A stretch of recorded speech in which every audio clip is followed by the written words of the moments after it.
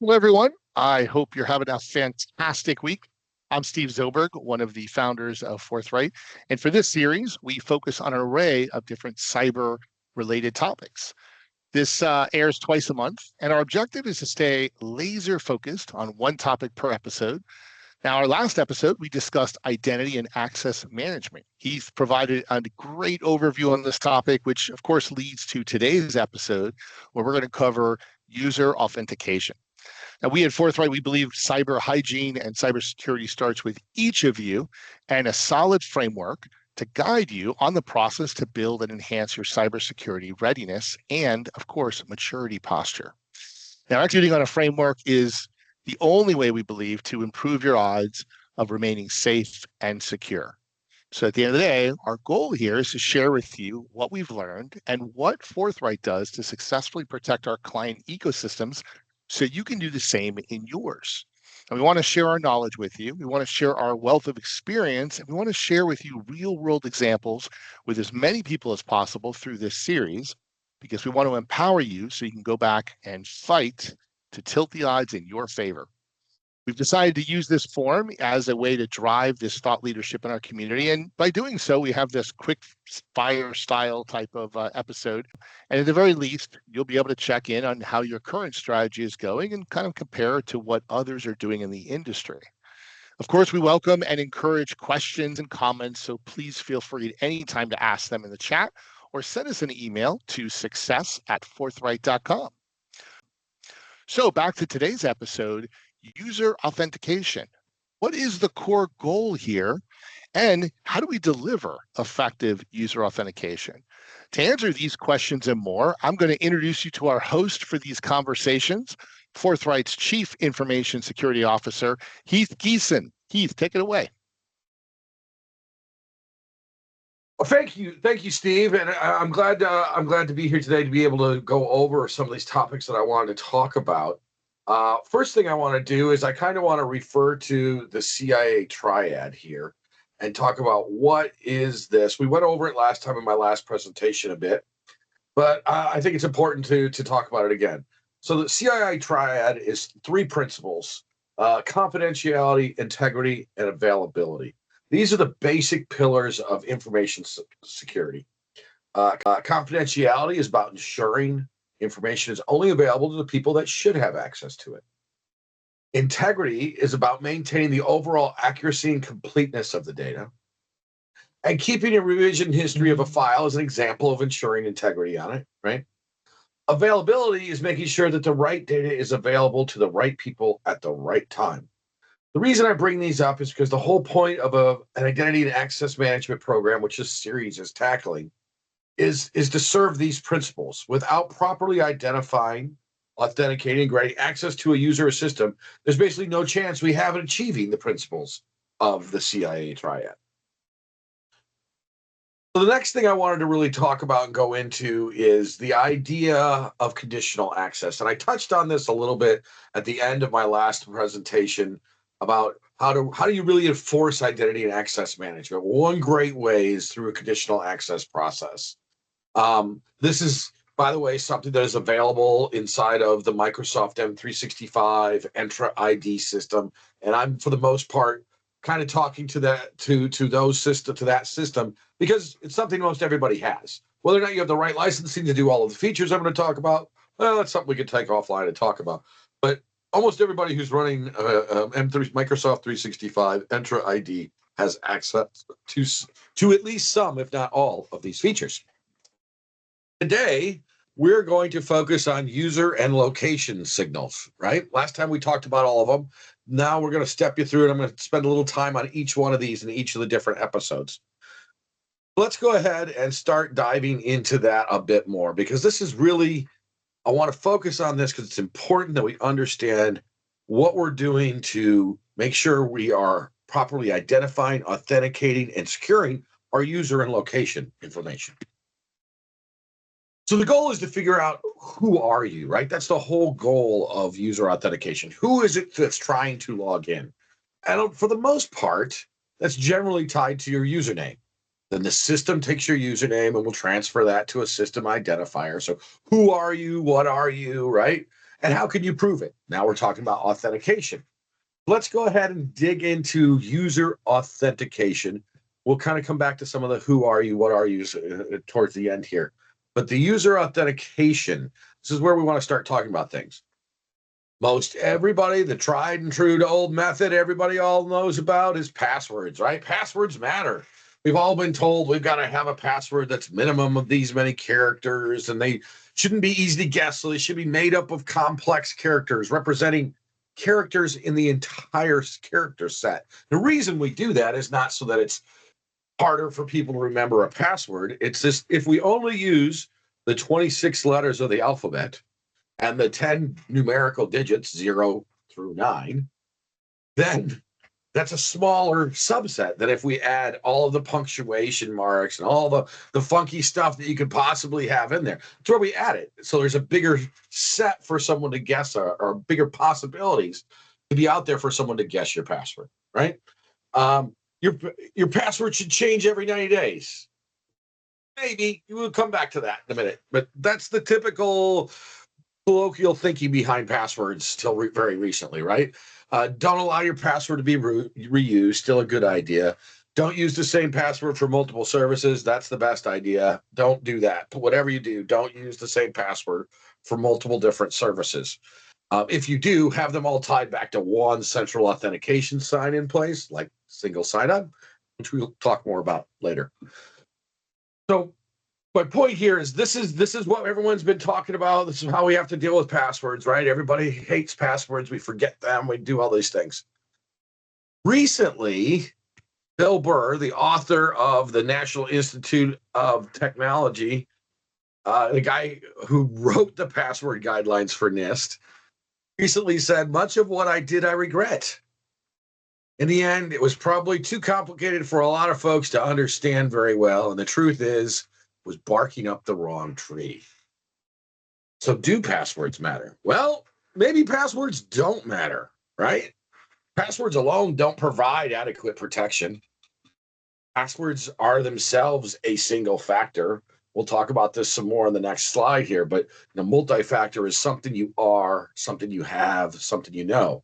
A username and password are just two things that you know. It's not multi-factor, it's single factor. They're hard to remember. They're easy to guess. They're insignificant. In the top 7 attack vectors, passwords are just insignificant. They don't really matter. So what's the answer? Use passwordless authentication, which we will talk about. I'll show you a little bit how that works later on.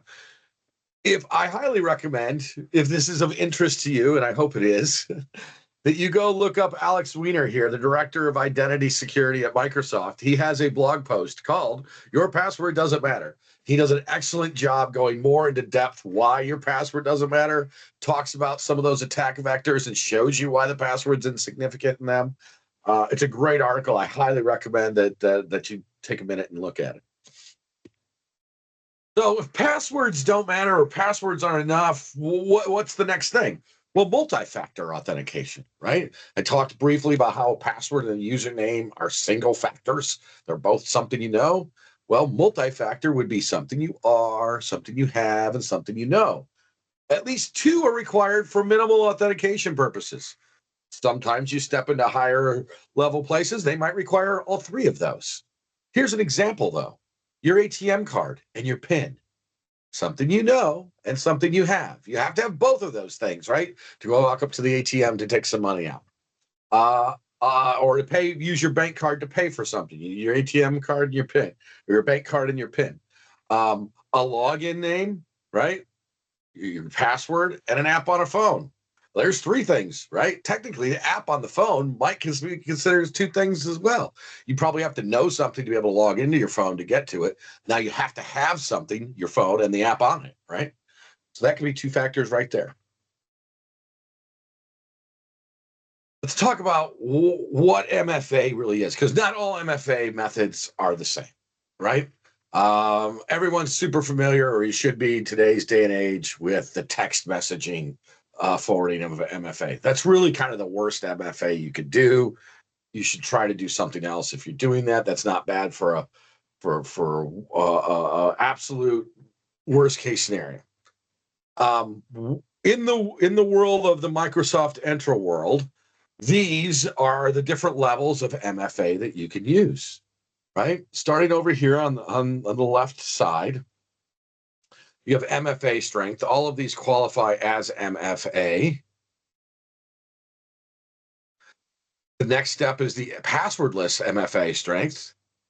And then phishing resistant MFA strength. This is really probably where you want to be. It's a little bit harder to get there. It's a little bit harder to maintain, takes a little bit more thought as you go to set up. So everyone probably starts off in this column with the idea that they should be working to the passwordless and then to the phishing. Or perhaps general user uses MFA strength or password strength, and highly protected users need to make sure they're using the phishing resistant one. The phishing resistant really is all about something that we call with certificate exchanges and how that all works. And I'm not going to get into all of that right now today, because that's a whole series of webinars we can get into all about certificate exchanges. Just know that in general, when someone talks about doing certificate-based authentication, it's really good, right? It's probably the best you can get for the most part. There's some that are a little bit more complex. So what is passwordless authentication? How do we deal with that? Well, we got fingerprints, we got facial recognition, we've got voice recognition, we've got iris or eye recognition, retina scanning, vein patterns, behavioral traits, behavioral analysis. Really, the only two that you're really going to see much of in the normal world is going to be your fingerprint and facial, maybe a little bit of voice, right? Passkeys, you could use passkeys. They're device dependent. So passkey lives on a device, right? So you might have to have a different passkey if you're accessing things from multiple devices. You have a different one. They're frequently combined with biometric. So, would you like to use your passkey? Well, you have to perform a biometric authentication before you can use that.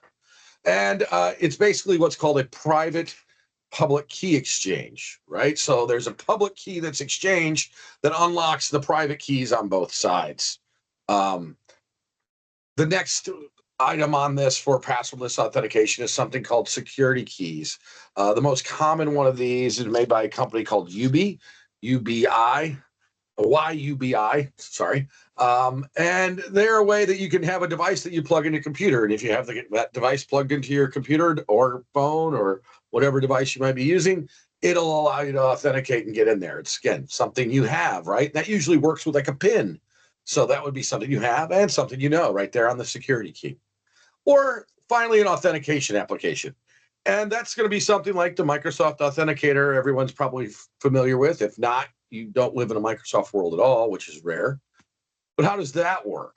Well, I go to log into something and my computer will pop up a number on the screen. Doesn't ask me for a password, just puts the number up on my screen. Then I go to my Authenticator app, which I have to unlock my phone. So I have to authenticate to my phone to unlock it. Open up my Authenticator app. I enter the number in and say, yes, this is me. And then it does another authentication. It either does a facial recognition. If it can't do face, it'll ask me to put my PIN code for my phone in. Maybe if you have an older phone that doesn't do facial recognition, you'll do fingerprint on it. And then it says, okay, you've proved who you are. You're Heath. We're going to let you in, right? So again, throughout this process, I've had something I know, something I am. I know the passcode to my phone. I know the number that they're giving me here on the screen. So I authenticate with that number on my phone, something I have, and then it does a facial recognition of something I am. So we've covered multiple factors with that one little authentication step there. We talked about the user side of conditional access, but it's really, the signal is about user and location. So let's talk about the location side of this. You should be taking some time to identify where your employees need to be doing business. Some companies are huge, international, global in scope, so it's hard to say, well, we don't do business in these countries. Although there are a lot of countries on the planet, so there's probably a lot of them that you can exclude and say, we don't really do a whole lot of business in insert name of countries here, right? So you could probably block most all authentications coming from those countries. You can do that by IP ranges, which is the most common way. If you want to get very complex, you could do it with GPS coordinates. You can also make this different based on applications. So, people might be able to access and log in and read their email from certain from more locations than they're able to log into your accounting system from. This is a good way of doing this. These are all things that you should take into consideration and look at when you're talking about user and location signals and how you're going to set those up in conditional access. Before I let you go, I want to give you a few more than a couple, there's three here, I think, different scenarios that you should also be looking at if you're using the Entra ID system that comes with Microsoft 365. So they have a feature called Smart Lockout. Now, I think most people are familiar with the idea of user lockout. If someone tries their password so many times and it's wrong, we're going to lock them out. So if password fails 5 times to get their password wrong, 5 times, we're going to lock them out for 15 minutes or whatever set of numbers that you want to use in those. Smart Lockout goes one step further and goes, well, wait a minute. If Jane is trying to log in from somewhere in Europe where she doesn't normally log in and hasn't normally logged in from there, and she just tried 15 times to log in and got her password wrong every single time, we're going to block any logins coming from Lithuania. Although when Jane tries to log in from Miami, where she normally logs in from, we're going to let Jane do that. So it's a great feature. It works with both on-prem and cloud-based. You do have to have your on-prem systems tied to an online Entra ID, and there's some gotchas on how you have to have that set up just right? But it can protect both of those, and it's a great way of doing that. It's so much better than the old lockout that was just, nope, you're locked, your account's locked. Nobody can get in. Self-service password reset. I preach about this a lot. This can't be used individually. This has to be used in conjunction with multi-factor. Don't want this out there without that. But this really kind of improves the user's experience, allows the user to reset their own password. It enhances your security and reduces downtime. So let's say we get a signal that there's been, my last example, I used Jane logging in from Lithuania. Well, maybe not only did that cause problems there, but it raised her risk score enough that now when Jane logs in, she's going to be prompted to change her password. And she can do that all by herself without having to open up a help desk ticket, without having to bug people, without having to sit around and wait to get work done, right? The other thing is there's a feature, and most all identity and access management systems have this nowadays, for blocking bad passwords. And it kind of does this automatically for the most part with the most commonly used internet passwords. Usually most of them will block that. We do have a list of the 500 common used internet passwords that we like to go ahead and just load in there because it doesn't hurt anything. And it reduces the risk of account takeover by people being able to guess the password. But things like password 123, believe it or not, people still use that. Or they just type down the up one key, down one key on the keyboard, 1Q, 2W, 3E, 4R. It's a very common password. This blocks all of those. One of the things I really like about this feature, though, on top of those, is that it allows you to enter in ones that are unique to your organization. Most every organization I've ever worked with has a handful of passwords that at some point in time, everyone used for everything. Right? Take the name of the company plus the date the company was formed, and you can log into just about any generic thing everywhere. Well, somewhere along the line, you had to stop using that because it's too easy to guess. But now we can put it in here and say, don't ever allow anybody to use this as a password. You could just put your name as a company in there, and don't allow any derivative of the word Forthright, for example, to be used as a password. It's really quite powerful, and I highly recommend that people utilize that. It's not often overlooked. So I want to just kind of go back here and recap where we're at in the series, what we talked about. We've talked about multi-factor and user authentication today.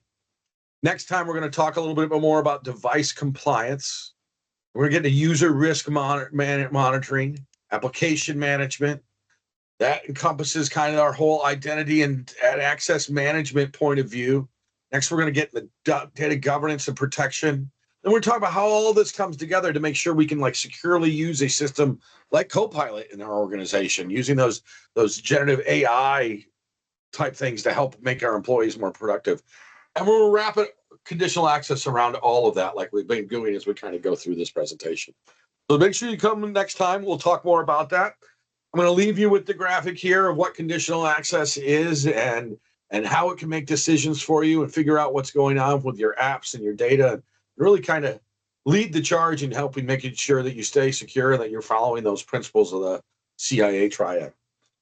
Thanks for your time today. If you guys need anything, please follow up with us here on our website or send us an email. We'll be happy to answer any questions you may have.